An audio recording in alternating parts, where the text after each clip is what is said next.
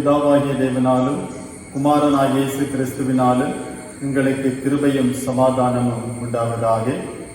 இந்த பரிசுத்த ஓய்வு நாளிலே காணொளி காட்சி வழியாக இந்த தொழுகையிலே பங்கு கொள்கின்ற உங்கள் அனைவருக்கும் இயேசு கிறிஸ்துவின் இனிதான நாமத்தினாலே அன்பின் வாழ்த்தலையும் வணக்கத்தையும் தெரிவித்துக் கொள்கிறோம். இந்த தொழுகையின் ஆரம்பத்திற்காக நாம் ஜெபம் செய்வோம். எல்லாம் வல்ல நல்ல கடவுளை, ஆசீர்வாதமான இந்த நாளுக்காக உம்மை துதிக்கின்றோம், ஸ்தோத்திரிக்கிறோம், நன்றி சொல்லுகின்றோம். இந்த மாதம் முழுவதுமாக நீர் உடனிருந்து பாதுகாத்து பராமரித்து இந்த மாதத்தினுடைய கடைசி நாள், கடைசி ஓய்வு நாளை நாங்கள் ஆசிரிக்கவும் உம்முடைய நாமத்தை மகிமைப்படுத்தும்படியாகவும் ஆண்டவர் தந்த மகாபரிய கிருபைகளுக்காக உள்ளத்தின் ஆழத்திலிருந்து உம்மை போற்றுகிறோம், துதிக்கிறோம். இந்த தொழுகையினூடாக உம்முடைய நாமம் மகிமையடைய வேண்டும் என்று சொல்லிக்கிறோம்.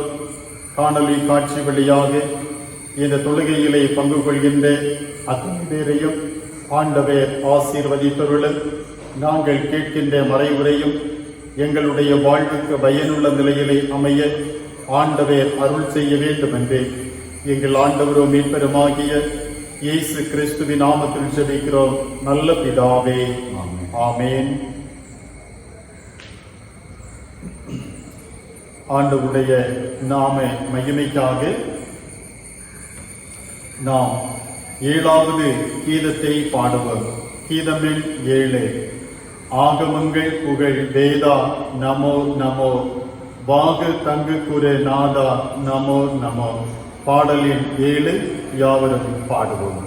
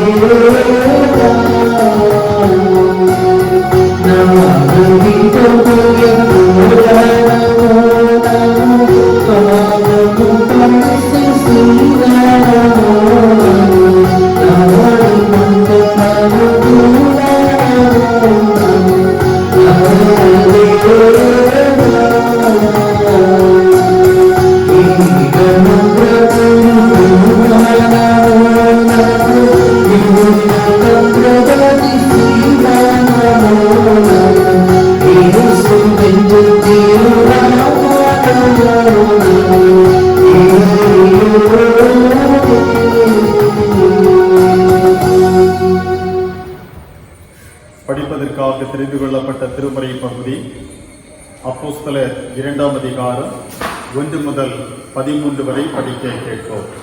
அப்போஸ்தலர் 2, 1 முதல் 13 வரை. பெந்தேகொஸ்தே என்னும் நாள் வந்தபோது அவர்கள் எல்லாரும் ஒருமனப்பட்டு ஓரிடத்திலே வந்திருந்தார்கள். அப்பொழுதே பலத்த காற்று அடிக்கிற முழக்கம் போல வானத்திலிருந்து சடுதியாய் ஒரு முழக்கம் உண்டாகி அவர்கள் உட்கார்ந்திருந்த வீடு முழுவதையும் நிரப்பிற்று. அல்லாமலும் அக்கினிமயமான நாவுகள் போல பிரிந்திருக்க நாவுகள் அவர்களுக்கு காணப்பட்டு அவர்கள் ஒவ்வொருவர் மேலும் வந்து அமர்ந்தது. அவர்கள் எல்லாரும் பரிசுத்த ஆவியினாலே நிரப்பப்பட்டு ஆவியானவர் தங்களுக்கு தந்தருளின வரத்தின்படியே வெவ்வேறு பாசைகளிலே பேசத் தொடங்கினார்கள். வானத்தின் கீழிருக்கிற சகல தேசத்திலும் இருந்து வந்த தேவ பக்தியுள்ள யூதர்கள் அப்பொழுது எருசலேமிலே வாசம் பண்ணினார்கள். அந்த சத்தம் உண்டான போது திரளான ஜனங்கள் கூடி வந்து தங்கள் தங்கள் பாசையிலே அவர்கள் பேசுகிறதை அவரவர்கள் கேட்டபடியினாலே கலக்கமடைந்தார்கள். எல்லாரும் பிரமித்து ஆச்சரியப்பட்டு ஒருவரை ஒருவர் பார்த்து, இதோ பேசுகிற இவர்கள் எல்லாரும் கலிலேயர் அல்லவா? அப்படி இருக்க நம்மில் அவரவர்களுடைய ஜென்ம பாசையிலே இவர்கள் பேச கேட்கிறோமே, இதப்படி? பார்த்தரும் மேதரும் இலாமித்தரும் மெசொப்பொத்தேமியா, யூதேயா, கப்பதோக்கியா, பொந்து, ஆசியா, பிரிகியா, பம்பிலியா, எகிப்து என்னும் தேசத்தார்களும் சிரேனே பட்டணத்தை சுற்றியிருக்கிற லீபியாவின் திசைகளிலே குடியிருக்கிறவர்களும் இங்கே சஞ்சரிக்கிற ரோமாபுரியரும் யூதரும் யூத மார்க்கத்தம் ஐந்தவர்களும் கிரேத்தரும் அரபியருமாகிய நாம் நம்முடைய பாசைகளிலே இவர்கள் தேவனுடைய மகத்துவங்களை பேச கேட்கிறோமே என்றார்கள். எல்லாரும் பிரமித்து சந்தேகப்பட்டு இதென்னமாய் முடியுமோ என்று ஒருவரோடொருவர் சொல்லிக் கொண்டார்கள். மற்றவர்களோ இவர்கள் மதுபானத்தினால் நிறைந்திருக்கிறார்கள் என்று பரியாசம் பண்ணினார்கள் என்பதே. ஆண்டவருக்கே மகிமை உண்டாவதாக. கிறிஸ்துவுக்குள் அன்பர்களே, மகிழ்ச்சியான இந்த ஓய்வு நாளின் காலை வேளையிலே ஆண்டவருடைய தமிழ்ச்செய்தியை கேட்க அவர்களோடு காத்திருக்கின்ற இறை மக்களாக உள்ள அனைவரையும் இயேசு கிறிஸ்துவின் நாமத்திலே வாழ்த்தி வரவேற்றுக் கொள்கின்றேன். காணொலி வாயிலாக கேட்கப்படுகின்ற இறைச்செய்தியினை கேட்டு வாழ்வியை பரிமாணப்படவும் ஆண்டவருக்கு பிரிவுள்ளதொரு வாழ்வை தொடரவும் கர்த்தர் நாட்களில் அருள் புரிவாராக. இந்த நாட்களிலே கடவுள் நம்மை ஆட்சிப்படுத்தி ஆற்றல் படுத்தி சமூகத்தில் அனைத்து நிகழ்வுகளிலும் அனைத்து எதிர் சக்திகளையும் நாம் தாண்டி கடவுளுக்குள்ளாக நிலைத்து வாழ்வதற்குரிய ஆற்றலையும் வலிமையும் பெற்றுக்கொள்ள உதவி புரிவாராக. இந்த நாளில் சிந்தனைக்கு மையமாக நாம் தெரிந்து கொண்ட திருவசனம் அப்போஸ்தலர் படிகள் 2ஆம் அதிகாரம் 4ஆம் வசனம். அவர்கள் எல்லாரும் பரிசுத்த ஆவியால் நிரப்பப்பட்டு ஆவியானவர் தங்களுக்கு தந்தன வரத்தின்படியே வெவ்வேறு பாஷைகளிலே பேச தொடங்கினார்கள். அவர்கள் எல்லாரும் பரிசுத்த ஆவியானவர் நிரப்பப்பட்டு ஆவியானவர் தங்களுக்கு தந்தன வரத்தின்படியே வெவ்வேறு பாஷைகளிலே பேச தொடங்கினார்கள். அருமையானவர்களே, இந்த நாளிலே நாம் சிந்திப்பதற்காக ஆண்டவர் நமக்கு தருகின்ற தலைப்பு தூய ஆவியானவரே வாரும் எங்களை விடுவியும். தூய ஆவியானவரே வாரும் எங்களை விடுவியும். தூய ஆவியானுடைய செயல்கள் உலகின் படைப்பு முதல் இந்நாள் வரையிலும் நாம் அதை காண முடிகின்றன. ஆவியானவர் பழைய பாட்டின் காலங்களில் அவ்வப்போது அருளப்பட்டு தன் கடமைகளை நிறைவேற்றியதாக நாம் திருமறைகளை பார்க்கலாம். மேலும் இயேசுநாதருடைய வாழ்க்கையில் நாம் பார்க்கின்ற போது அவருடைய பிறப்பிலும் ஆவியானுடைய செயல்பாடு நாம் கண்டுகொள்ள முடிகின்றன. திருமணத்தின் போது இந்த பரிசுத்த ஆவியானவர் அவரை நிரப்புகின்றார். பரிசுத்த ஆவியானவர் அவரை குறித்து அறிக்கை செய்வதை நாம் கண்டுகொள்கின்றோம். எனவே ஆவியானவருடைய செயல்பாடு இந்த இயேசுநாதருடைய வாழ்க்கையில வெளிப்படுவதை நாம் காண முடிகிறது. மட்டுமல்ல, இந்த இயேசுநாதருடைய வாழ்வுக்கு பின்னதாக இயேசுநாதர் விண்ணுலகம் எடுத்துக் கொள்ளப்படுகின்றார். ஆவியானவர் விண்ணுலகத்திற்கு தந்தரப்படுகின்றார். நிரந்தரமாக தந்தரப்படுகின்ற இந்த தூய ஆவியானவர் இந்த நாட்களில் மாம்சமான யாவர்களும் அவருடைய ஆவியை ஊற்றுவதாக குறிப்பிடப்பட்டிருக்க நாம் பார்க்க முடிகின்றன. மேலும் நாம் பார்க்கின்ற போது இயேசுநாதருடைய வாழ்விலேயே நாசரேத் அறிக்கையை நாம் பார்க்கின்ற போது அங்கு சொல்லப்படுகின்ற செய்தியும் நாம் மிக தெளிவாக கண்டுகொள்ளலாம். இந்த ஆவியானவருடைய செயல்பாட்டினாலே விடுதலை வாழ்வை குறித்து அங்கு சொல்லப்படுவதை நாம் பார்க்கின்றோம். அதற்காகவே இயேசுநாதர் தெரிந்து கொள்ளப்பட்டார் என்பதையும் அங்கு குறிப்பிட்டிருப்பதை நாம் காணலாம். இன்னும் பவுல் அப்போஸ்தலன் சொல்லுகின்ற வேளையில இந்த மானிட மக்கள் விடுதலைக்காக ஏங்கிக் கொண்டிருக்கின்ற போது இந்த தூய ஆவியானவர் எங்க இருக்கிறாரோ அங்கு விடுதலை என்று அவர் சொல்வதை நாம் பார்க்கின்றோம். எனவே நிரந்தரமாக அருளப்பட்டிருக்கின்ற தூய ஆவியானவரால் மானிட வாழ்வாக்கி நம்முடைய வாழ்க்கையில விடுதலை அருளப்படுகின்றது என்பதை நாம் உணர்ந்து பார்க்கலாம். இந்த நாளிலே ஆண்டவர் நமக்கு தருகின்ற நம்பிக்கையின் செய்தி ஆவியானவர் நம்மை விடுதலையாக்குகிறார் என்பதை, யார் யார் நாம் ஆவியானவருடைய கட்டுப்பாட்டிற்குள்ளாக வாழுகின்றோமோ நம்முடைய வாழ்க்கையில விடுதலை கொண்டு ஆவியானவர் விடுதலை தருகின்றார். கடவுளுடைய ஆவி எங்கேயோ அங்கே விடுதலை உண்டு என்று 2 கொரிந்தியர் 3ஆம் அதிகாரம் 14ஆம் வசனத்தில் பவுல் சொல்வது போல ஆவியானவர் நிரப்பப்படுகின்ற போது அதன் மூலமாக நாம் விடுதலை வாழ்வை பெற்றுக் கொள்கின்றோம். அவ்விதமாய் விடுதலை வாழ்வை நாம் தொடர்ந்து பெற்றுக் கொள்வதற்கு என்னென்ன காரியங்கள் செய்யப்பட்டிருக்கு என்பதை நாம் திருமறை சார்ந்து சிந்திப்போமாக. முதலாவதாக நாம் பார்க்கின்ற வேளையில அடிமை வாழ்விலிருந்து விடுதலை. இந்த தூய ஆவியினர் அருளப்படுவதனால் நமக்கு எந்தெந்த நிலைகளிலே விடுதலை வாழ்வு கிடைக்கிறது என்பதை நாம் பார்க்கின்ற போது முதலாவதாக அடிமை வாழ்விலிருந்து விடுதலை. லூக்கா நற்செய்தி 4ஆம் அதிகாரம் 18ஆம் வசனம் நாம் பார்க்கின்ற வேளையில அது இதமாக சொல்ல நாம் பார்க்கிறோம். கர்த்தருடைய ஆவியானவர் எங்கே இருக்கிறார்? தரித்திரருக்கு சுவிசேஷத்தை பிரசங்கிக்கும்படி என்னை அபிஷேகம் பண்ணினார். இருதயம் நறுங்குண்டவர்களை குணமாகவும், சிறைப்பட்டவர்களுக்கு விடுதலையும், குருடர்களுக்கு பார்வையும் பிரசித்தப்படுத்தவும், நொறுங்குண்டவர்களை விடுதலையாக்கவும், கர்த்தருடைய அன்பிற்கு வருஷத்தை பிரசித்தப்படுத்தவும் என்னை அனுப்பினார் என்று எழுதியிருக்கிறது என்று சொல்லி ஆண்டவராக இயேசுநாதர் குறிப்பிடுவதை நாம் பார்க்கின்றோம். அவர்களே, இந்த இயேசுநாதரால் விடுதலை வாழ்வு அகலப்படுகிறது. தூய ஆவியானவர் நிரந்தரமாக அதை கொடுக்கிறார் என்பதை நாம் கண்டு கொள்கின்றோம். இந்த உலக வாழ்க்கையில மனிதன் பல்வேறு விதமான அதிகாரங்களால் அல்லது ஆற்றல்களால் அடக்கி ஆளப்படுகின்றார்.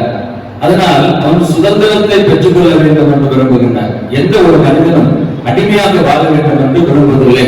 அடிமைக்கான வாழ்விலிருந்து விடுபட்டு சுதந்திரமாக வாழ வேண்டும் என்று விரும்புவது இயல்பான ஒன்று. எந்த மனிதனாலும் அதையே விரும்புவதை நாம் பார்க்கின்றோம். அவ்விதமாக நாம் பார்க்கின்ற வகையில இஸ்ரேல் ஜனங்களுடைய வாழ்விலும் அடிமைத்தன வாழ்க்கையில வாழ்ந்து கொண்டிருக்கின்றார்கள். அந்த அடிமைத்தன வாழ்க்கையில அவர்கள் முறையீடு செய்கின்றார்கள். அவருடைய கூக்குரல் ஆண்டவருடைய சமூகத்தில் எட்டுகின்றது.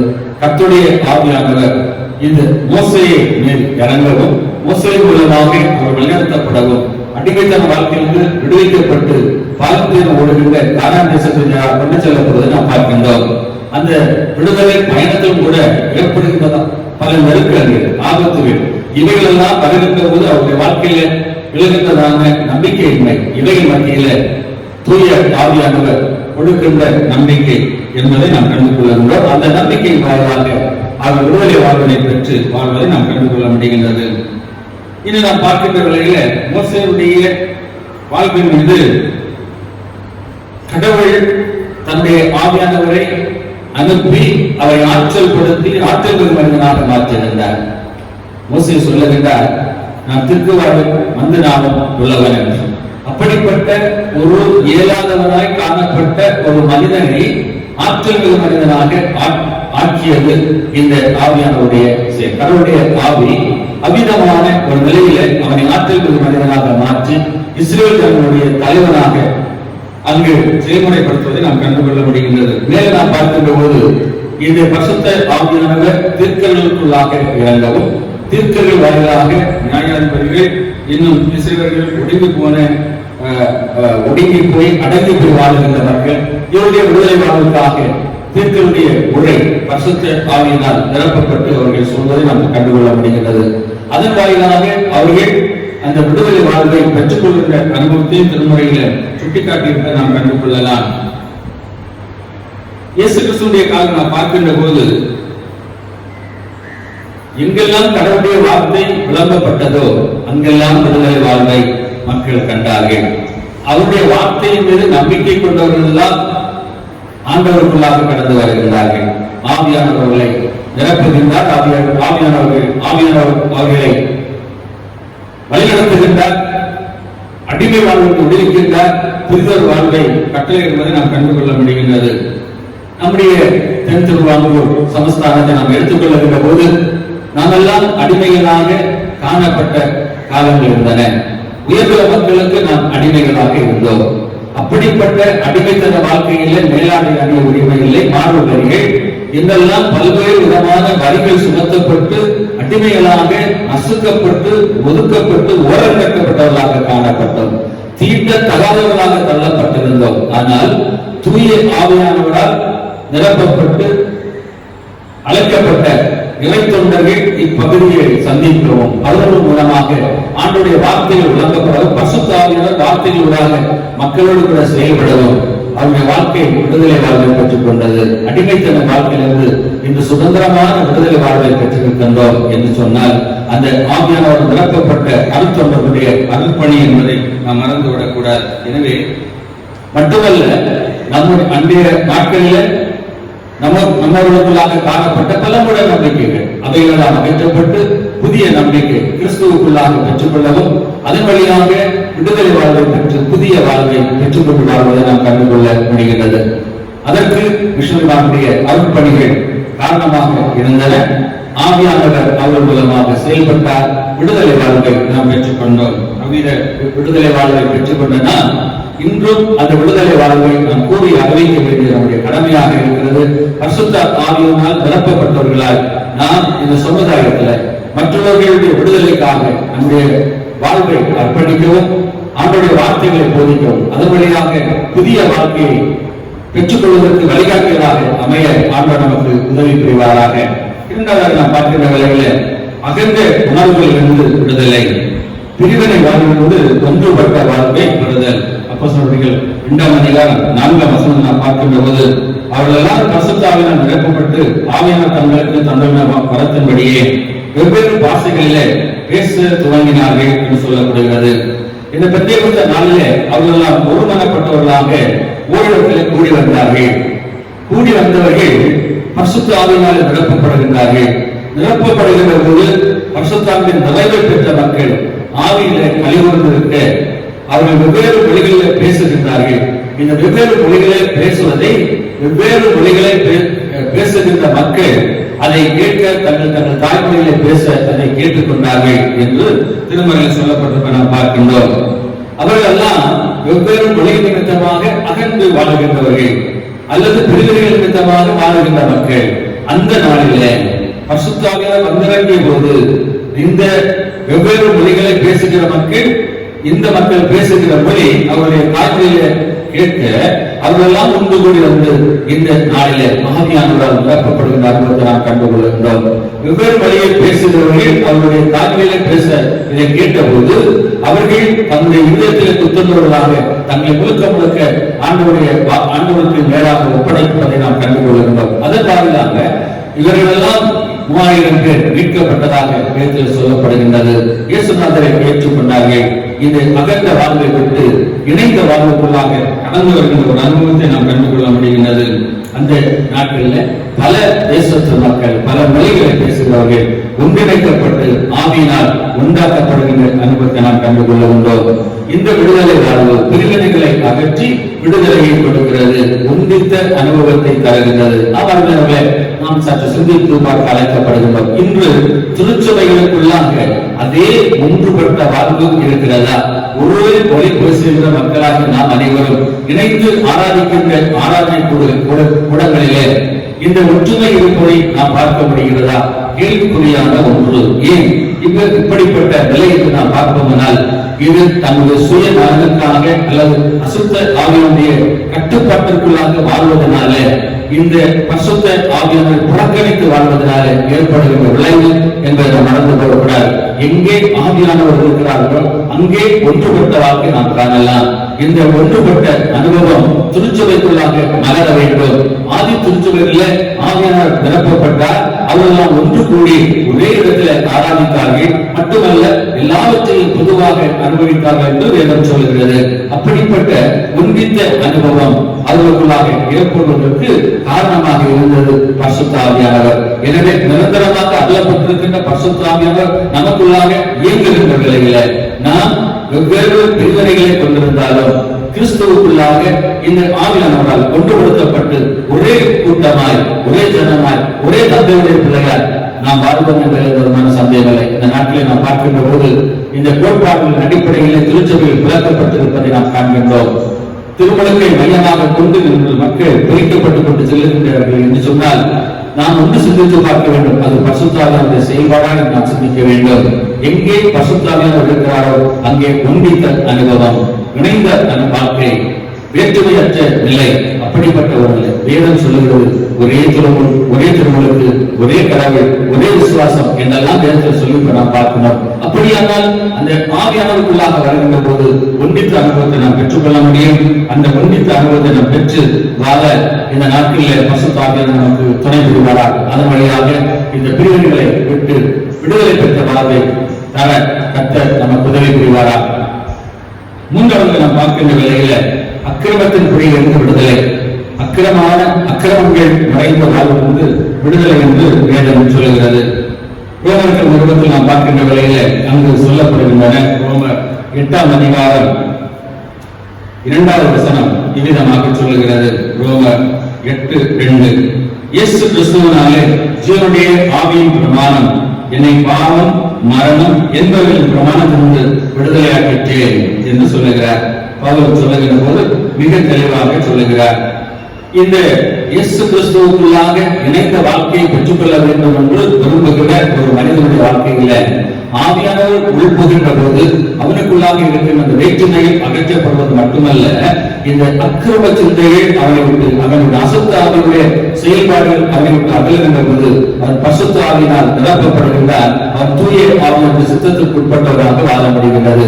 சில வேளைகளில் நாம் சொல்ல கேட்கின்றோம், நான் நல்லதை செய்ய வேண்டும் என்று விரும்புகிறேன், ஆனால் என்னால் முடியவில்லை. காரணம் என்னவென்றால் நமக்குள்ளாக இருக்கின்ற அந்த ஜென்ம பாவம் அசுத்தம், அதன் மூலமாக அக்கிரம சிந்தைகள் நம்ம வெளிப்படுகின்றன, இச்சை நமக்குள்ளாக வருகின்றன, அதன் மூலமாக பாவம் நமக்குள்ளாக கற்பந்தரித்து அது வெளிப்படுவதை நாம் கற்றுக்கொள்ளப்படுகின்றது. எனவே பவுலப்போஸ்தலன் மிக தெளிவாக சொல்லுகிறார், இச்சையானது கற்பந்தரித்து பாவத்தை பிறப்பிக்கும் என்று சொல்லுகின்றார். எனவே நாம் ஒரு பொருளை பார்க்கிற போது இச்சையோடு கூட பார்க்கிறோம் என்று சொன்னால் அது நமக்கு தேவையற்ற ஒன்று, நமக்கு சொந்தமில்லாத ஒன்றை நாம் அவிதமாக பார்க்கிற போது அதனால் ஈர்க்கப்படுகின்ற போது அவைகளுக்குள்ளாக நாம் விழுந்து விடுகின்றோம்.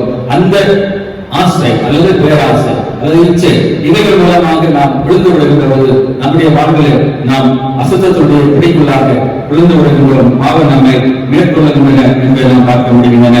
நேர்மையற்ற வாழ்க்கை, நீதியற்ற வாழ்க்கை, தூய்மையற்ற வாழ்க்கை, இப்படிப்பட்ட வாழ்வெல்லாம் அதன் மூலமாக கடந்து வருவதை நாம் பார்க்கின்றோம். இந்த பவுல் தாவீது சொல்லுகின்ற போது சொல்வார், உங்களுடைய ஆவியை எதிலிருந்து எடுத்துக்கொள்ளாமல் நிரந்தரமாக இதில் அந்த ஆவியானவரை தாரும் என்று கேட்பதை நாம் பார்க்கின்றோம். ஏனென்றால் பாவத்திற்குள்ளாக விழுந்த அனுபவத்தில் தாவீது தன்னுடைய பாவ அறிக்கையாக அதை சொல்கிறார், என்னை விட்டுவிடாமல் நிரந்தரமான ஆவியானுக்குள்ளாக தாரும் என்று அவர் கேட்பதை நாம் பார்க்கிறோம். ஏனென்றால் அசுத்த ஆவியான நமக்குள்ளாக இருக்கின்ற போது நாம் பாவத்திற்கு விலகி வாழக்கூடிய ஒரு வாழ்வை நமக்கு கொடுக்கும் என்பதை நாம் மறந்துவிடக்கூடாது. எனக்குள்ளாக வாசமாக இருக்கிற பாவமே அப்படி செய்கிறது என்று ரோமர் 7ஆம் அதிகாரம் 17ஆம் வசனம் சொல்லுகிறது. ஒரு மனிதன் பாவத்திற்குள்ளாக வாழ்கிறான் என்று சொன்னால் அவனுக்குள்ளாக வாசம் பண்ணுகிற பாவமே அதற்கு காரணம். எனவே அந்த பாவத்திற்கு அடிமைப்பட்டவர்களாக இல்லாதபடி அவைகளுக்கு நாம் விடுபட வேண்டுமானால் இயேசு கிறிஸ்துவின் இரத்தத்தினாலே கழுவப்பட்டு பரிசுத்த ஆவியினால் அவைகள் தூண்டப்பட்டு நம்முடைய குறைகள் அழிக்கப்படப்பட்டு புதிய வாழ்க்கையை இயேசு கிறிஸ்துவின் இரத்தத்தினால் நாம் பெற்றுக்கொள்ளுகிற போது நிரந்தரமாக அவர்களுக்குள்ளாக வாழ முடியும். அந்த பாவத்தினுடைய குடியிலிருந்து நாம் விடைபெற முடியும் என்பதில் எந்த விதமான சந்தேகம் இல்லை.